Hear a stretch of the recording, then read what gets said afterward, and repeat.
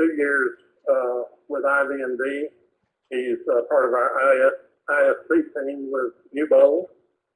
And Ricky Forquer has been with IV&V as a civil servant since 2004. Interestingly enough, I also joined IV&V in 2004 as well, but I had about 38 years experience with Johnson Space Center in Houston. Okay, next slide, please.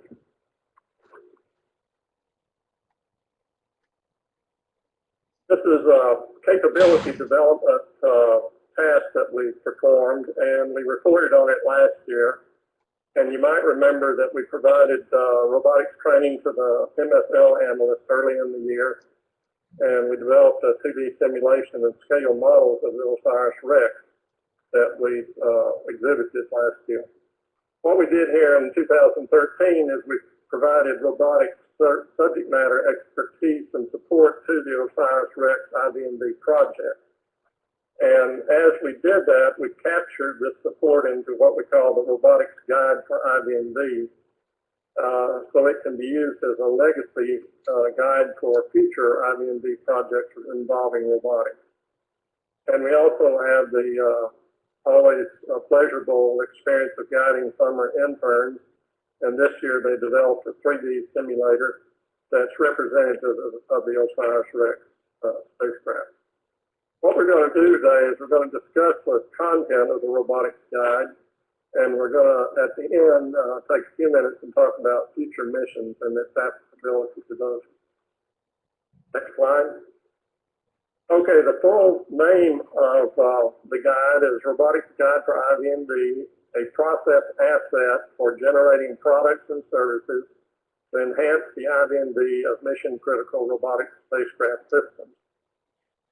And since we've talked a lot about technical reference, this guide provides development of the technical reference, as you'll notice on the following slide. And as a process asset, it's similar to a method, but it's not that formal yet. We have put it together here, but its proof will be in its application to the next robotics mission. It captures everything that we did as CD and robotics for OSIRIS-REx. We went through 10 activities, or we call them steps, and they were mostly serial in nature. And resulting from that are what we call 14 robotics advisories to an IV&V analyst. And we're going to discuss each of these 14 advisories today. Next slide. First off, assess early. Advisory 1 says develop the robotics portion of the technical reference from the earliest available project artifacts. In the case of OSIRIS-REx, the first information came at a mission design review.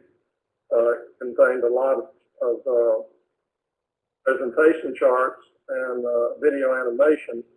And this image here is a still taken from that. Its mission is to sample an asteroid and return the sample to Earth. And the sampling operation is effected by the use of a robotic mechanism, which is called the TAG-SAM, standing for Touch and Go Sample Acquisition Mechanism. From this, we derived our first concept of the technical reference, in that the mechanism is a manipulator. It has 4 degrees of freedom, or 4 different motor joints in it. Rather, it has 3 active joints with motors in them, and then it has a 4th joint that's passive and compliant. It behaves somewhat like a shock absorber, and its intent is to enable the contact to be made with the surface of the asteroid for of the order of about 10 seconds. During that period, there's gaseous nitrogen jets that are fired that fluidize the regolith, which is then captured in the sampler head. And the sampler head is compliant to be able to be effective on variations of inclinations of the surface. Next slide. Okay, advisory 2 says identify robotics components of the target mission and postulate cause and effect between the robotic components and the conventional components. Now, what we have here is what I call a cartoon. On the left is a spacecraft for a remote sensing mission, and it has the usual things that you find on spacecraft to do the guidance, navigation, control, thrusting, in order to get you to the work site, so to speak. And the value added of the payload is the remote sensing that is used on this mission to observe at a distance some heavenly body. Okay, on the right you see the same kind of a configuration, but added to it in red there is a robotic mechanism. And in this case, for OSIRIS-REx, it's actually going to touch the object of interest, and in touching it, you set off a physical interaction that's going to react into the spacecraft, and it will affect how the spacecraft GNC operates as well. So this gives us an initial picture of how the robotic part of OSIRIS-REx is going to interact with other systems. And note that these circular objects there are not to scale in this representation. Okay, third advisory was to seek to understand the operational environment of the robot to anticipate conditions under which the robot is expected to perform. Now, we did kind of a sidestep and went off and understood what kind of missions have been flown to asteroids, and to date there's been 11 flybys and 3 asteroids orbited. There have been 2 touchdowns and 1 sample return. Bear in mind there's close to 500,000 observed asteroids in our inventory, and about 250,000 of them have had their orbits determined. Okay, the target asteroid for OSIRIS-REx is asteroid 1999 RQ-36 that was named Bennu in the last 2 years. It's approximately a half kilometer in diameter, and its orbit crosses both the orbit of Mars and the Earth.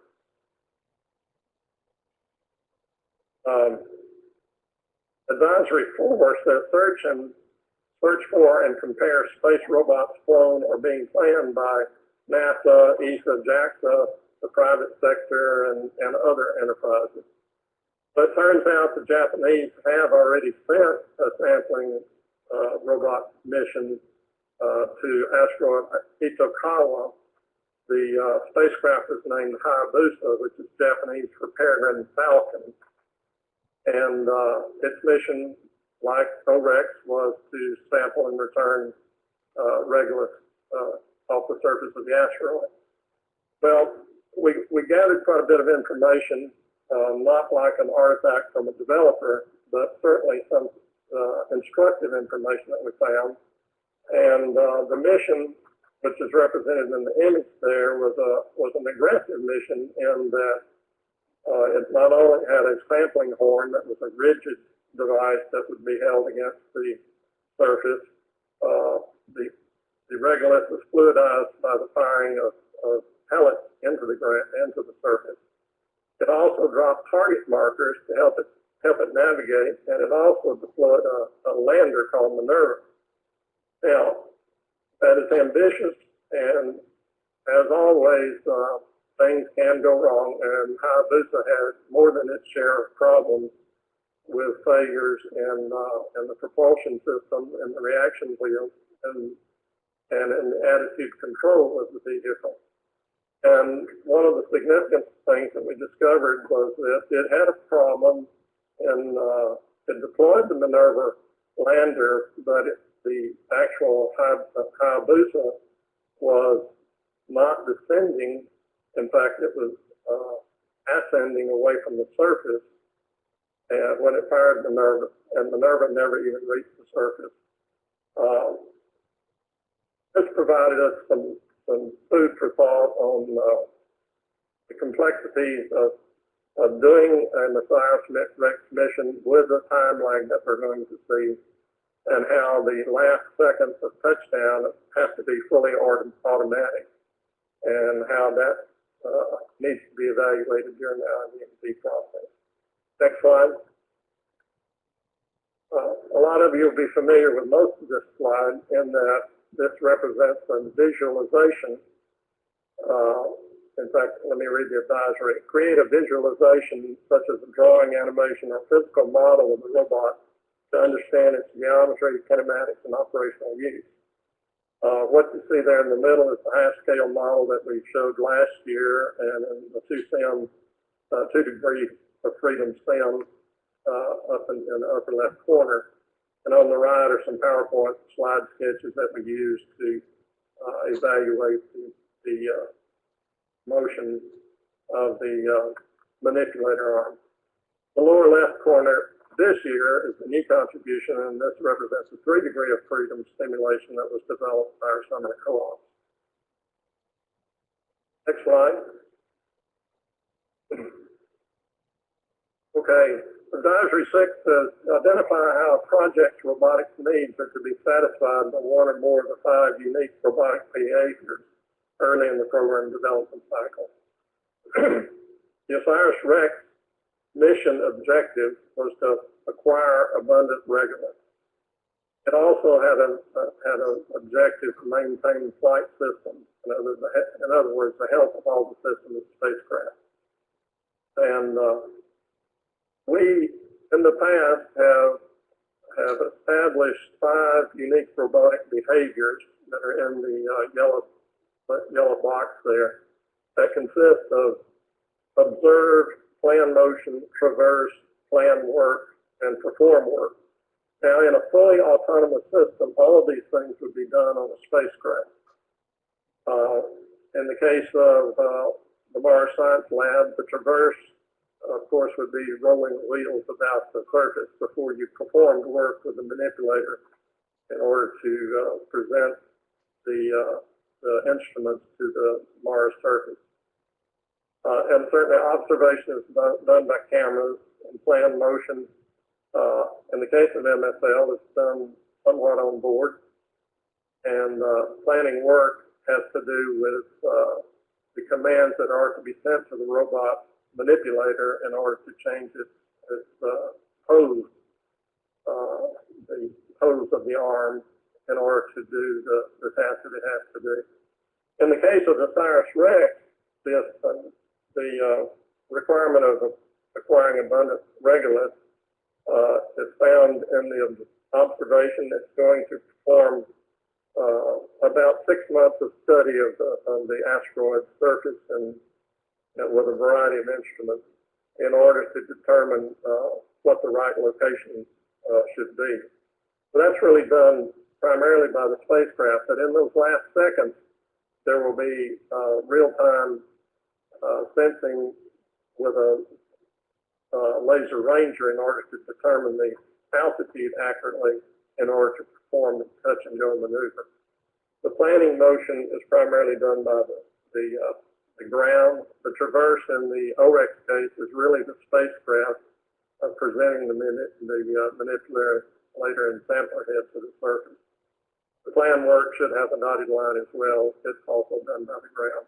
But the performing of the work of gathering the sample, inspecting the sample, and inserting the sample into the sample return canister is all work that's going to be done by the robotic manipulator.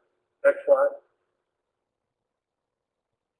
Advisory 7 is identify relevant software modules which drive robotic capabilities and those other modules upon which the driving modules rely. I won't go into the details of all of these, but the point is that we have the capabilities in blue there, and the bubbles around them represent traces into the different functional areas and the different modules to perform the work required by the functional areas. Note that on the right-hand side, the fault monitoring is running in parallel to what we might call the inline mission functions of triggering the tag, doing the articulation of the tag SAM, doing the articulation of the sample return canister. And that these are coupled with other things having to do with the LiDAR, the IMU, and the electrical power system. Next chart. Okay. Then the advisory here says postulate a best guess at what the interfaces and signals are between the flight computer and the robotic mechanism, and capture in the system's diagram. Update as more details of the program architecture become available. So what you see here is a diagram that we drew in blue early on that shows a pose command being sent in to a module that would resolve the pose into a shoulder command, an elbow command, and a wrist command. We didn't know whether the tag, the articulation module would receive the high-level pose command or receive individual joint commands, and so that was why we put in the A and B as alternatives. Okay, the commands go through some kind of an I/O card and go to the respective joint, shoulder, elbow, and wrist, and then feedback comes back through a similar card into a module that monitors the progress of each of the joints. Now, noted in the lower right corner, there's a prismatic joint that is not commanded, it's passive, but we would expect that you would have some kind of instrumentation that would provide what the state of that joint was. Now, remember, this was all in blue. What you see in red and green was subsequent to our initial postulation there, where we found out that the wrist joint doesn't have any feedback. It's an open loop command, and the only way it can be verified is with a camera looking at it to see what the position is. The dual resolver, the elbow and shoulder joints have redundant resolvers that return the motion of the joint. And the prismatic joint, we found out later, has micro switches. It has a micro switch, and you can measure its state from the micro switch. And then out of that module, you go back and record the pose and what the travel of each of the joints has. Next slide. Okay. Advisory 9 says it's maintain cognizant of mission milestones and the availability of new artifacts, which may refine or significantly alter the initial expected behaviors and the interactions of robotics relevant software modules. Okay, I won't go through all this, but this is as you see, a more detailed definition of the nature of the inputs, the separate motor commands. Additionally, the pyro commands to the nitrogen bottles, pyros to the cube cutters and frangibolts that are required when you put the sampler head into the sample return canister. These pyros are fired in order to relieve it there, and what the output and what their measurements are of those respectively. And down in the lower right corner is what is required to operate the sample return mechanism, having two motor inputs and the discrete CP on the right coming back. The solar array mechanism on the left is included in this artifact from the developer. We didn't look at that specifically in this work. Solar arrays, of course, do not touch the surface, but they are quite active during the tag SAM process in order to articulate them away from the dust that might rise from the surface contact. Okay, next slide. Advisory 10 says apply the PBRA criteria to all the robotic sub-capability behaviors during the IV&V PBRA of the target mission and determine their contributions and the scoring of each. I won't go into detail in this, but what you do see there is that we did have some effect on the PBRA scoring because we did add some subject matter expertise that were able to refine the comments that were made against the criteria for the respective capabilities. Next chart. Okay, advisory 7 says create a nominal fault and fault scenarios of expected behaviors of robotic elements to support answers to the 3 questions: what it should do, what it should not do, and what it will do under adverse conditions. David was the lead in this. He developed this in Visio. It represents, what you're seeing here, a partial look at the nominal scenario, and you see you get time to go, what the event is, altitude, the pose, notes.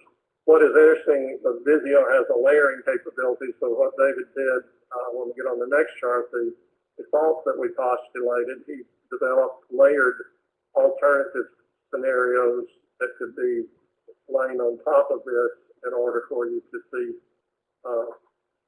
what the effects of the postulated faults would be. Next slide. Okay, advisory 12 is to postulate fault failure modes and consequences in preparation for analysis of the developer's fault tree. During the duration of this task, we were promised fault trees from the developer, and we never got them, but we prepared for it, and it was a good exercise anyway. What we did was postulate a bias in the laser radar during the touch and go, power degradation, and joint errors, all during the touch and go, to show what the results would be. Obviously, you want the sampler head presented firmly on the surface. If you have an error in attitude, you're going to have it pointed at a canted angle. There will be some compliance in the head to accommodate for that, but there are limits to what that can do. We also noted some items that we put on a watch list, concerns and questions that would be good to track, again, to be able to resolve them hopefully in future documentation. And we shared both this information and everything else on a collaborative environment on a wiki that we'll talk about at the end here. Advisory 13 is next slide. Advisory 13 is to postulate and validate the numeric values of all poses in the robotics element and capture the information both as an event sequence table and in a space diagram. Won't go into the details of this, next slide, but there's 2 pages of this table.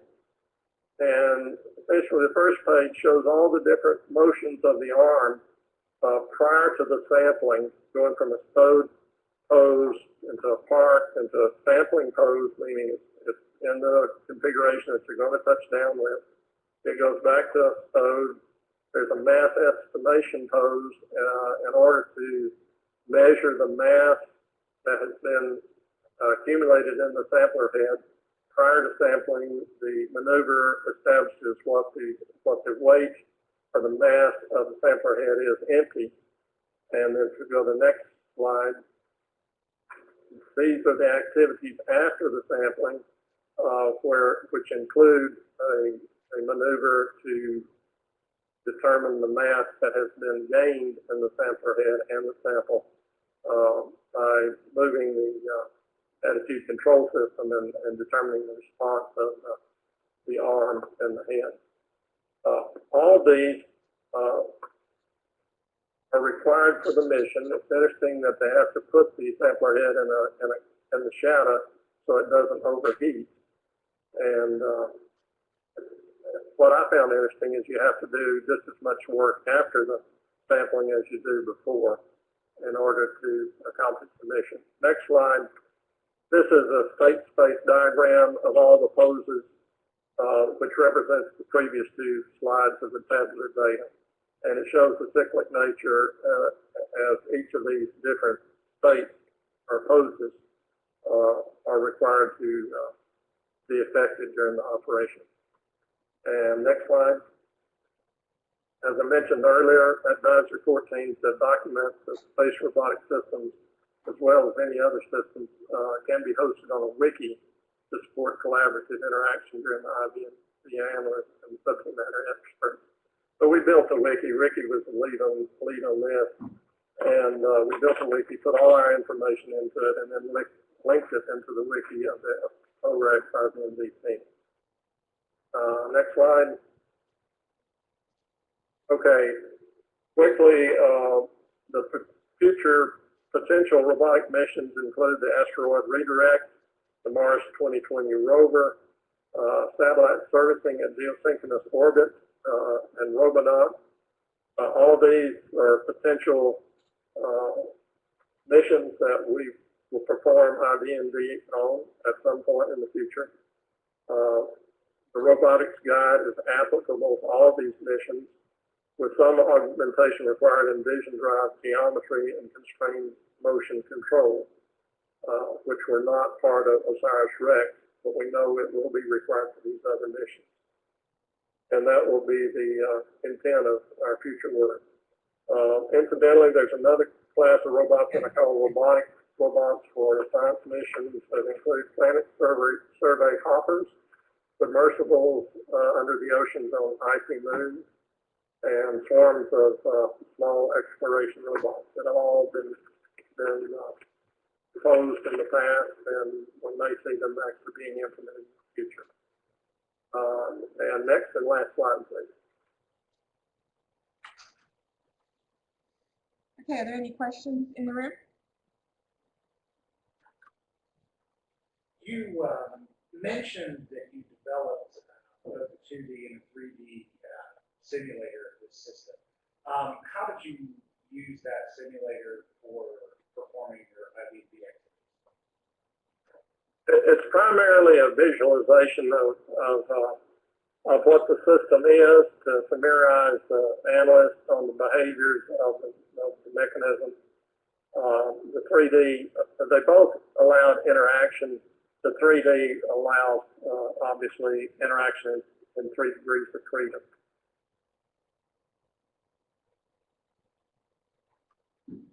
Okay, follow-up question. Do you see any value in connecting such a visualization tool to something like a test bed, such as what the JSTAR team has put together for some other missions, so that you could actually observe how the system reacts when tied with the actual flight software and models such as that? Absolutely. Great idea. Very expensive. We did a lot of that at JSC. We're limited in what we can do here. We do have a budding relationship with the West Virginia Research Technology Center that's up the hill there in Fairmont. And they have a lot of robotic arms. They could provide a capability of that. That's something that we're looking at in the future. I would personally certainly like to see it happen. Any other questions in the room? I'll go ahead and open it up to the phone since we got started about 2 minutes late. Anybody on the phone have a question? Once again, if you have a question, please press *1 at this time.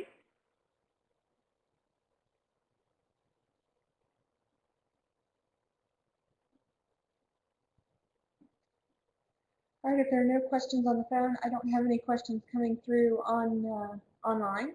So We do have one question coming through, ma'am. One moment, please. okay.